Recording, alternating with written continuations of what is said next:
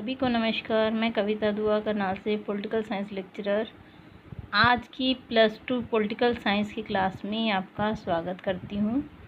आज का टॉपिक शुरू करने से पहले मैं आपसे ये कुछ पिक्चर्स दिखा के पूछना चाहती हूँ कि क्या आप इस पिक्चर को देख के बता सकते हैं किस चीज़ की पिक्चर है।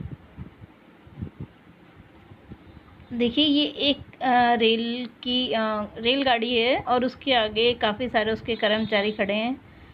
ये जो रेलवे में हड़ताल हुई थी 1974 में भारत में, ये उसकी तस्वीर है। ये देखिए अगली तस्वीर जो रेलवे की हड़ताल को शो कर रही है। इसमें लिखा हुआ है कि 167 सालों में ऐसा पहली बार हुआ है कि ट्रेनें सब रुक गई हैं। ये अगली तस्वीर देखते हैं। ये देखिए एक आंदोलन की तस्वीर है। क्या आप बता सकते हैं ये किस आंदोलन की होगी?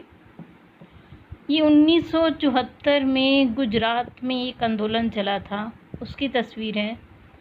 जो तस्वीरें हम देख रहे हैं वो हम लेसन में पढ़ेंगे आगे। ये देखिए बिहार आंदोलन की एक तस्वीर है। इसमें जयप्रकाश नारायण जी सभा को संबोधित करते हुए आपको दिखाई दे रहे हैं। अपनी अगली तस्वीर देखते हैं। ये एक नक्सलवाड़ी आंदोलन हुआ था पश्चिम बंगाल में, उसकी तस्वीर है। ये इमरजेंसी जो भारत में लगी थी 1975 में पहली बार आपातकाल लगाया गया था, ये उसकी तस्वीर है। तो देखिए टॉपिक है लोकतांत्रिक व्यवस्था का संकट। जो हमने पिक्चर्स देखी वो सभी क्या शो कर रही थी? किसी न किसी आंदोलन को। तो ये जो आंदोलन है वो लोकतंत्र के लिए क्या उत्पन्न करते हैं? एक संकट। तो जैसा कि हमारे लेसन का नाम ही है लोकतांत्रिक व्यवस्था का संकट। तो शुरू करते हैं अपना आज का लेसन।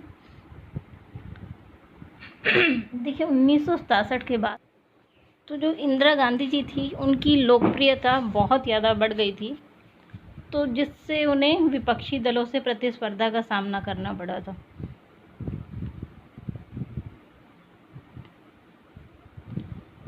आपको ध्यान होगा पिछले लेसन में हमने पढ़ा था कि 1971 के चुनाव में श्रीमती इंदिरा गांधी ने एक नारा दिया था, गरीबी हटाओ। लेकिन वो गरीबी हटाओ का नारा लागू नहीं हो पाया क्योंकि भारत को युद्ध करना पड़ा, जिससे 80 लाख शरणार्थी पाकिस्तान की सीमा पार कर भारत में आ गए। दूसरा, युद्ध के कारण भारत पर आर्थिक संकट भी आया। अमेरिका ने हर तरह की सहायता देना भारत को बंद कर दिया। तो इसी दौरान जो अंतर्राष्ट्रीय बाज़ार था उसमें तेल की कीमतों में पहले से कई गुना बढ़ोतरी हुई। जब देखिए तेल क्या है, हमारी अर्थव्यवस्था के लिए मुख्य चीज़ है। आपको कोई भी सामान इधर से उधर भेजना है तो आपकी गाड़ियों में, ट्रकों में पेट्रोल चाहिए। तो देखिए जब पेट्रोल की कीमतें बढ़ेंगी तो बाकी चीज़ों की कीमतें भी लाजमी हैं बढ़ेंगी। तो 1973 में जो चीज़ों की कीमतें थी वो 23% बढ़ गई और 1974 में 30% उनकी कीमतों में वृद्धि हुई। जो औद्योगिक विकास था वो उसकी दर बहुत कम रह गई और जिससे बेरोज़गारी फैल गई। अब देखिए फैक्ट्रियों को अगर नुकसान होगा या लाभ कम होगा तो वो मज़दूरों की संख्या में कटौती करेंगी, तो जिससे क्या है, बेरोज़गारी बढ़ गई और लोगों में हताशा आ गई। सरकार पर खर्च का बोझ अधिक होने के कारण उसने कर्मचारियों की वेतन रोक लिए, जिससे कर्मचारियों में असंतोष पनपा। और एक और कारण जो 1972 और 73 था उसमें मानसून असफल रहा, तो जिससे जो कृषि की पैदावार है उसमें भी गिरावट आई 8% की। तो जो गैर कांग्रेसी पार्टियां थी उन सब ने कांग्रेस के खिलाफ विरोध के स्वर ऊंचे कर लिए। तो अब देखते हैं जो आंदोलन की तस्वीरें हमने स्टार्टिंग में देखी थी, गुजरात बिहार आंदोलन, उन्हें देखते हैं। तो देखिए जो गुजरात आंदोलन है और बिहार, वहाँ पे दोनों ही जगह कांग्रेस की सरकार थी। तो उस कांग्रेस की सरकार के खिलाफ चलाया गया एक आंदोलन था।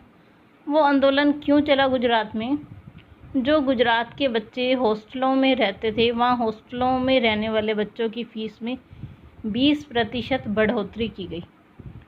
तो वहाँ के जो बच्चे थे हॉस्टलों में रहने वाले, उन्होंने आंदोलन छेड़ दिया। आगे ये बढ़ता गया, इसमें और भी चीज़ें शामिल हो गई, जैसे जो खाद्यान्न की कीमतें बढ़ी, तेल की कीमतें बढ़ी, और जो दूसरी ज़रूरी चीज़ें हैं उनकी कीमतें बढ़ने के कारण, और जो बड़ी बड़ी पोस्टें थी उस पर भ्रष्टाचार बढ़ने के कारण भी आंदोलन तीव्र हुआ। इस आंदोलन में कई राजनीतिक पार्टियां भी आ गई जान के।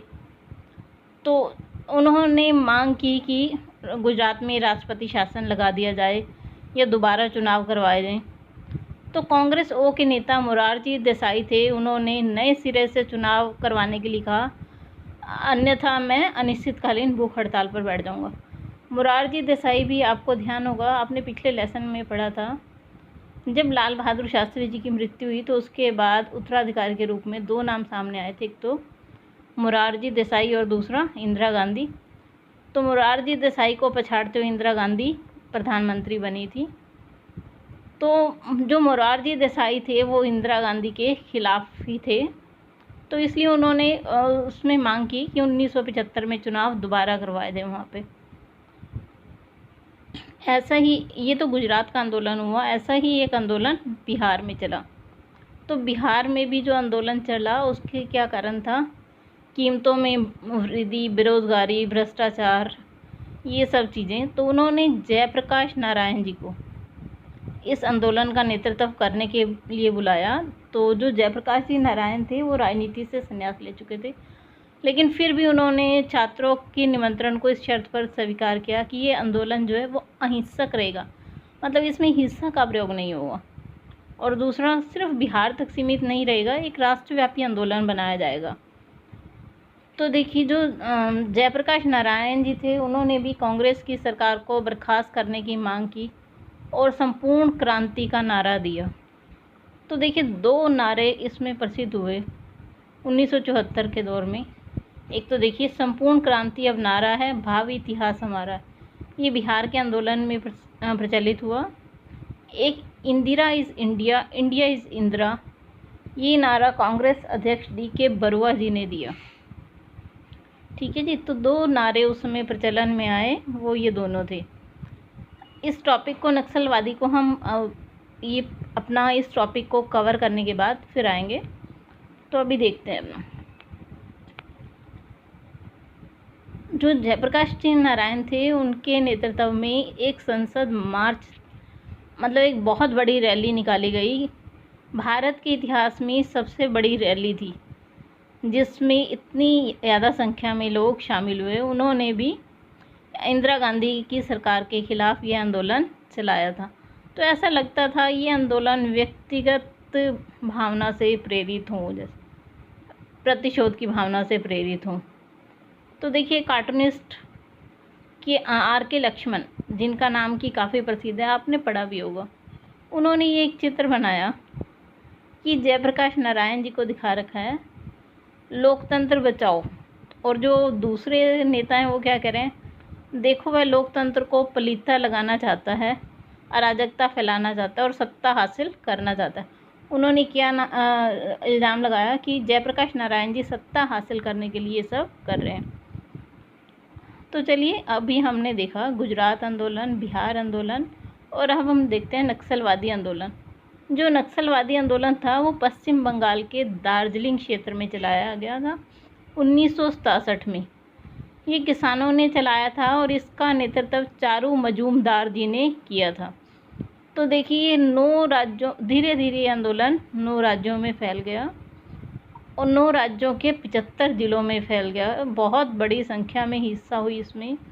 तो ये आंदोलन किस लिए चलाया गया, वो देखिए वजह, कि जो बटाई या पट्टेदारी पर खेती बाड़ी करने वाले लोग थे या छोटे किसान थे, जो उपज में कुछ हिस्सा लेकर खेती कर रहे थे, या पट्टे की अवधि निश्चित नहीं थी, मजदूरी नहीं थी निश्चित, और सूदखोरी ज़्यादा थी। जो बड़े बड़े किसान थे उनसे ज़मीनें लेकर छोटे किसानों को देने के लिए, इन सब वजहों से आंदोलन चलाया गया।